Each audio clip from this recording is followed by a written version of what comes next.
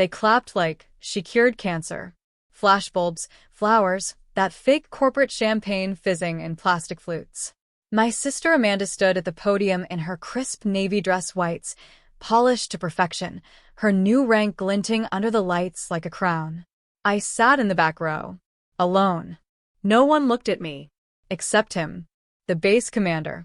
He glanced once, did a double take, then leaned toward me slowly, like he was watching a ghost walk in. Wait, you're her? You're Rachel Morgan? The room stopped. Even my father, my cold, silver-haired father who hadn't spoken my name in over a year, turned to me like someone dropped a bomb in the middle of his perfect little lie. My name is Rachel Morgan, and from wherever you're watching this, stay with me. Have you ever been buried alive by your own family while they smiled like it was a funeral for someone else? Last year, they told everyone I failed, that I dropped out of my military contract, that I couldn't handle it, that I broke down. The rumors were carefully phrased, almost kind, but lethal. Amanda whispered them first, like poison through the grapevine. Then my mother nodded along. Then my father said, well, she's not really one of us anymore. No one asked me why I left. No one asked what happened at the base in Virginia, why I was medically discharged, why I stopped sleeping, why I came home looking like a shadow that barely had a name anymore, because that would have forced them to care. So I stayed silent. I let them hold their ceremonies and cut their cakes and toast to the real success of the family. Amanda, the good daughter. Amanda, the officer. Amanda, the star. Until that night, at her promotion ceremony, when the base commander looked at me and whispered my name like it still meant something. You're the one from the red flag simulation, he said slowly. I blinked. Yes, sir. His face changed, like a puzzle snapping into place. They said you saved 3 lives, that you stayed behind when the system failed. I stood up quietly, not for applause, not for attention, but because I was done hiding. Amanda looked like she'd seen a ghost, because for the first time in months, the truth had walked back into the room wearing my name. I didn't stay for cake. I walked out before Amanda could reach me, before my parents could pull me into some quiet corner and feed me another well-rehearsed excuse for why they buried me alive while the cameras flashed for her. But the commander followed me into the parking lot. Rachel, he said. Not ma'am, not miss. Just Rachel, like a soldier to another soldier. You saved 3 lives during a system blackout, he said. I read the report before it got scrubbed. I always wondered why they buried it, why you vanished. I turned to him, slow, because the man I reported outranked me, and he was friends with the colonel's son. I got reassigned, then medically discharged. He didn't blink, didn't gasp. He just exhaled like someone who finally found the missing file in the wrong drawer. I'm sorry, he said. That should have never happened. I nodded once. It did. Then I left. But that conversation? It cracked the silence wide open. Because the next day, I got an email from the commander's office. Subject line: request for statement, reopening internal review. Turns out, after seeing me, he pulled the logs. My incident file had been sealed under an administrative code used for disciplinary dropout cases. But I wasn't a dropout. I was covered up. And now, someone with actual power saw that. I submitted my statement within hours. Attached the full incident report I'd printed and buried in my glove box for a year. Every timeline, every radio transcript, every recorded testimony that went missing. Amanda called me 2 days later. You need to stop, she snapped. This doesn't help anyone. You're dredging up things that don't need to be. Did you know what happened to me? I asked.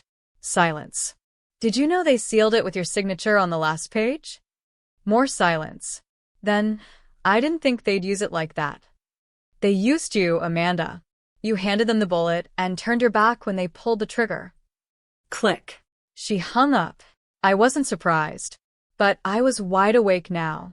Because for the first time in a year, the system that erased me had to look me in the eye. And Amanda?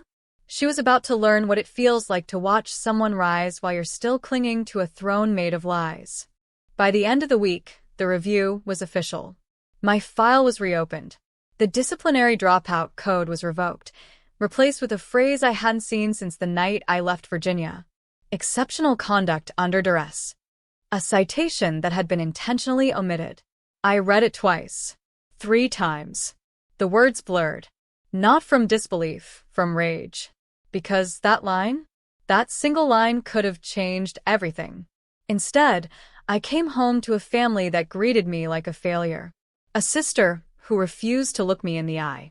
A father who said, "Well, Rachel's just more delicate." Like that explained the silence. Like that made betrayal something polite. Until now. Now I had something heavier than proof. I had validation. And I planned to put it exactly where it would hurt the most. Amanda's face appeared on the Naval PR site the following Monday. Bright smile, glowing headline, a quote about excellence in crisis response. I submitted a formal counterbrief. Attached the updated internal review. I didn't need to accuse her of anything. I just let the facts sit there. Quiet. Undeniable. Within 48 hours, her quote was pulled from the article. 2 days later, I received a call from a military PR coordinator. "Miss Morgan, would you be willing to speak at the Academy's leadership seminar this fall? We think your story might offer clarity." I said yes. Amanda's silence was deafening. But my parents? They broke first. My mother came by unannounced, all tight smiles and the smell of lavender guilt. "We didn't know how to help you, Rachel," she said. "You shut down." "I wasn't shut down," I said. "I was locked out. You helped them bury me, and when they shut the lid, you nodded." Tears welled up, but I didn't flinch. I'd learned that guilt isn't the same as regret. "You always made things difficult," she said, almost whispering. "Even as a kid." I nodded. "And Amanda always made it easy. That's why you chose her." She didn't deny it. She just left the cookies on the counter and walked out like it was a mercy. That night, I started drafting my Academy speech. Not as a survivor. Not as a victim. As someone who was erased and returned with the pen in her own hand. I wasn't done. Amanda still had her rank. But not for long. Because the next thing I submitted was a formal ethics complaint. Signed. Dated. And carved with one line she'd never outrun. "You signed the lie that almost ruined me." The ethics board moved faster than I expected. Within 2 weeks of filing, they requested a full investigation into Amanda's role in the incident that led to my discharge. I knew what they'd find. I'd lived it. She hadn't orchestrated the cover-up, no. But she signed her name to a report she never read. She vouched for a commanding officer she knew had a history of pushing women out quietly. And when I got dragged off that base like a loose thread, she didn't say a word. Now her silence had a paper trail. And the military doesn't like bad press, especially from one of their rising stars being publicly questioned. I didn't hear from Amanda, but her friends did. One by one, they reached out. Coworkers, colleagues, even her mentor, the same one who once told me your sister is the blueprint. They were polite, careful, coded. "Are you sure you want to escalate this? Isn't there a way to resolve this privately? Don't you think it's better to heal quietly?" No. Quiet is what let them erase me the first time. This time, I wanted echoes. The Academy published their fall seminar list. My name was listed next to a panel called Surviving the Silence, What the System Doesn't Want You to Say. It trended on Twitter for 36 hours. A military journalist picked it up next. Then a veterans blog. Then a podcast. By the end of the month, my inbox was full. And Amanda? She was under review. Suspended from public-facing roles. Promotion frozen. My father finally called. "You've made your point," he said. Cold. Controlled. "No," I replied. The truth made the point. I just stopped burying it. He didn't argue. He hung up. I visited Virginia that weekend. Stood in front of the base gate where they walked me off the property that night. No salute, no goodbye, just a locked record and a hollow career. But this time, the gate opened. The same commander met me at the entrance. Shook my hand. Looked me in the eye. "They'll remember you now," he said. I looked past him at the rows of buildings, brick, steel, and silence. No, I said. They'll remember what they did. Then I turned and walked away. Some redemption stories end with forgiveness. Mine? Was just beginning to bloom into reckoning. Amanda finally broke her silence. Not with a phone call. Not face-to-face. But with a carefully crafted LinkedIn post. Leadership is about navigating storms. Sometimes, you're caught in winds you didn't create, but you steer anyway. Beneath it, a filtered photo of her in uniform, crisp, perfect, distant. Comments flooded in. You're so strong. Proud of you, ma'am. Don't let haters get to you. Haters. I didn't respond. I didn't have to. Because 3 days later, someone leaked the original discharge summary. The one she co-signed. The internet did the rest. Threads popped up. Is this the same Amanda Morgan who signed off on a whistleblower report? Didn't her sister speak at the academy last week? Why isn't the Navy addressing this? She turned off comments. Deleted the post. The cracks were no longer private. Then came the Navy's internal memo. Quietly issued, but someone forwarded me a screenshot. Amanda had been officially reprimanded for failure to appropriately review and verify documentation resulting in the mishandling of a service member's medical discharge. Her next promotion? Gone. She wouldn't lose her rank. They wouldn't gut her in public, but the ceiling above her had just turned to stone. And my parents? They started pretending nothing had ever happened. Suddenly, I was getting birthday texts again. Invitations. My mom mailed me a proud of you card with a Starbucks gift card inside, like that could scrub the silence off her conscience. But guilt disguised as kindness doesn't smell like healing. It smells like damage control. So I ignored them. I kept going. Because the thing no one tells you about reclaiming your name is that it doesn't feel like a parade. It feels like paperwork. Like late nights and reliving trauma on official documents. Like watching people flinch as they realize they chose comfort over you. And it feels like power. Real power. The kind that grows in the ash of what they try to burn down. My speech at the Academy hit 2.3 million views online. CNN requested an interview. I declined. Because this wasn't a headline. This was a homecoming. Not to a place. To myself. Amanda built her name on silence. I was tearing that legacy apart one documented truth at a time. The invitation came in a crisp Navy envelope, embossed with gold. Office of the Secretary of the Navy requests your presence. A private ceremony. Commendation for integrity, resilience, and service. My name, Rachel Morgan, printed in perfect serif, no asterisk, no apology. I stared at it for a long time. This was the kind of event Amanda used to get. The kind of thing my father would wear his best suit for, chest out, pretending his last name meant something noble. I RSVP'd. Yes. But I didn't go alone. I brought someone with me. Lieutenant Sarah Rhodes, one of the 3 soldiers whose lives I'd helped save during that blackout. The same woman whose voice I'd heard crackle through broken comms as the base systems went dark. The one they never listed in any of the reports. She hugged me like we were back in that room again. Alive. Scarred. Breathing. You shouldn't have had to fight this hard, she said. I smiled. But I did. And now we're here. When I walked into that chamber, people stood. Not out of obligation, but recognition. The secretary read my commendation slowly, like each word was a correction written over a lie. And when he handed me the plaque, real wood, heavy, engraved, he whispered, "They told me you were difficult. I read your file. You weren't difficult. You were right." Applause echoed like thunder. But all I could see was Amanda, years ago, standing on a similar stage, taking credit for playing quiet while I bled beneath the silence. This wasn't about erasing her. It was about reclaiming me. After the ceremony, a retired general approached. Kind eyes, slow voice. "I remember your case," he said. "They said it was too messy to fix." I met his gaze. Then I made them regret leaving the mess. That night, I got a text from my father. "We saw the ceremony. Congratulations. I hope you can find it in your heart to let things go." I stared at that screen for 10 full seconds. Then I replied, "You all let me go first. I just learned to stay gone." He didn't respond. And I didn't need him to. Because for once, I was no longer looking back. I had my name. I had the truth. And I had the silence finally on my side. 2 weeks after the ceremony, Amanda called. Not to scream. Not to defend. To confess. Her voice shook like a match burning too close to her fingers. I shouldn't have signed it, she said. I knew what it was.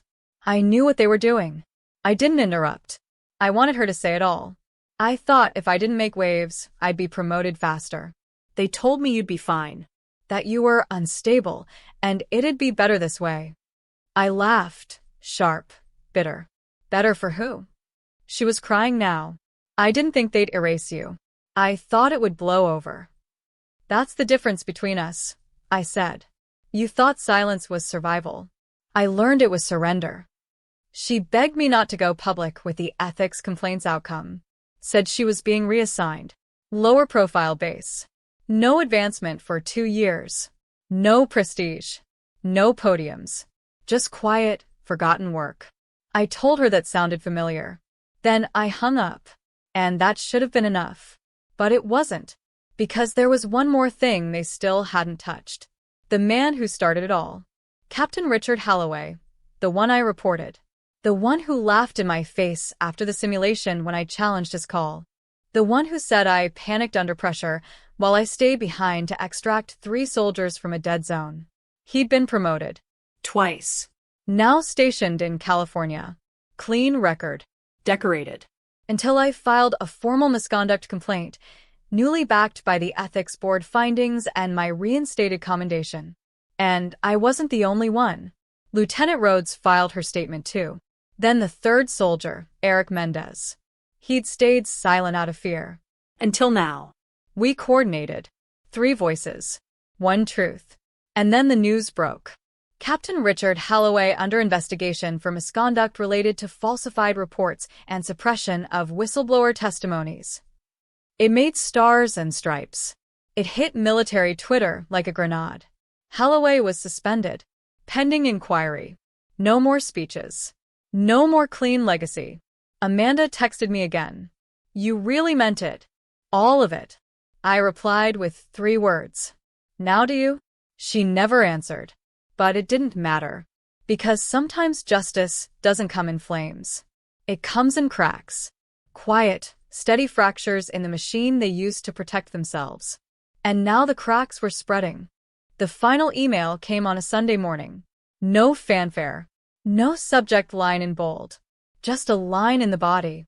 Your record has been fully expunged and reclassified as honorable medical discharge with distinction. We apologize for the administrative error. Error. That word made me laugh out loud in my kitchen. Like a year of gaslighting, silence, betrayal, and public erasure was just a clerical typo. Like they hadn't nearly destroyed me. Like Amanda hadn't stood on my grave and smiled for the cameras. But still, it was done. My name was restored. And with it everything they tried to deny me. The Academy offered me a permanent seat on the leadership ethics panel. I accepted. I published an essay called The Sound of Being Buried Alive in Military Voices Quarterly. It went viral, not because it was scandalous, but because it was true. Halloway? Under full investigation. Multiple prior complaints suddenly resurfaced. Turns out, when one woman speaks, others find their voice. Amanda resigned her commission 3 months later, cited mental health and personal reevaluation. She moved back home, started substitute teaching. I heard from my mother that she doesn't wear the uniform anymore, not even for photos. And my father? He showed up at my door one last time. Suit. Tie. Hands folded like an apology he didn't know how to unwrap. You were always the strong one, he said. We just couldn't see it. I looked him straight in the eye. You saw it, I said. You just didn't like what it said about you. He nodded, slowly, like a man finally understanding the cost of silence. He left a medal on the porch, my original one, the one they couldn't find after my discharge. I kept it, not because it meant honor, but because it reminded me what it took to survive the dishonor. And as I stood in my living room that night, lights off, quiet around me, my name whole again, I realized something. This wasn't revenge. It wasn't vindication. It was resurrection. From the grave they dug with their cowardice, I had built a monument of truth. And now they all had to live in its shadow.